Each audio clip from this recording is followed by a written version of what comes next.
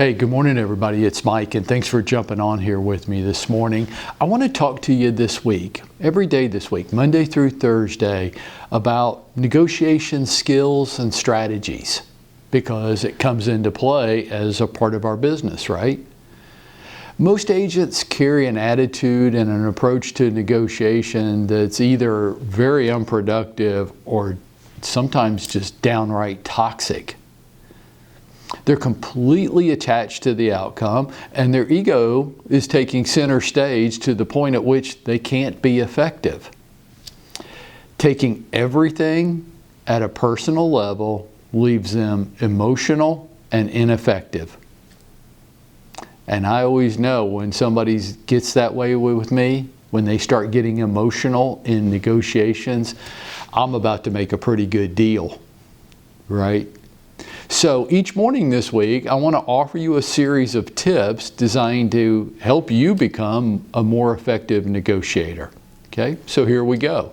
My first tip, they're not in any order of priority, they're just my first tip. There's others to come.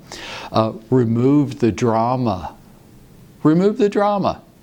Negotiations are around us all the time. Everything is a negotiation. Getting out of bed is probably the first negotiation of the day and the one you must win with yourself. From getting your kids to do their chores, to dealing with the snotty co-op agents, and then difficult customers, life is an endless string of negotiations. So stop taking it all so personally and emotionally. Just accept it for what it is. And stop all the drama and the emotion around this. Stop getting mad. Stop calling people names. Stop getting so emotional. Maintain your personal power.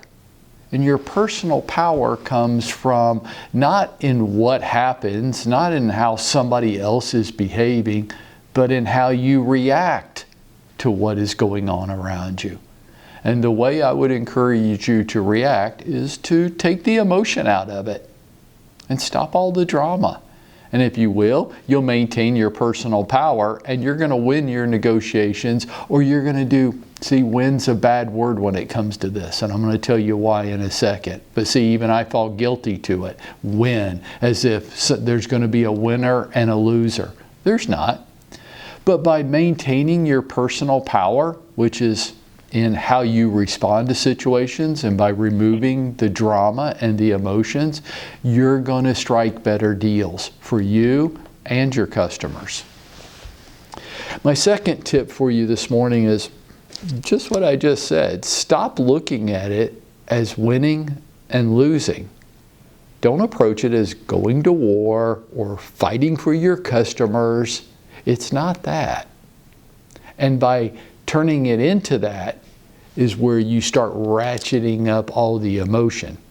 Instead, here's what you do. You ask deeply probing questions. You're trying to discover the underlying motivations of the person you're negotiating with. You do that by asking deep probing questions, and then, like, hear me now, listen to the answers. There's an old saying in negotiations that is so true. It's so hard because it requires us to listen to the person we're trying to beat. When you're trying to beat them, fight, conquer, you're not listening.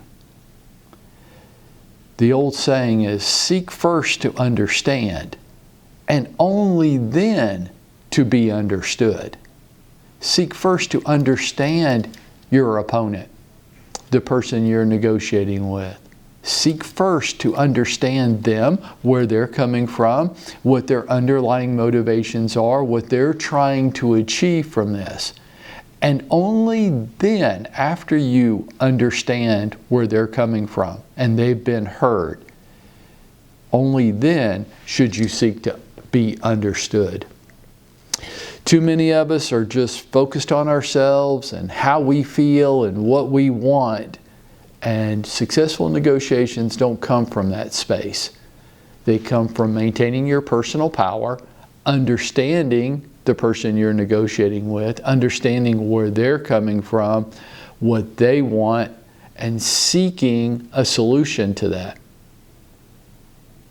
But first, we got to cut out the drama. There's just way too much of it, especially in real estate. Then we need to listen, and then we need to seek to gain some agreement.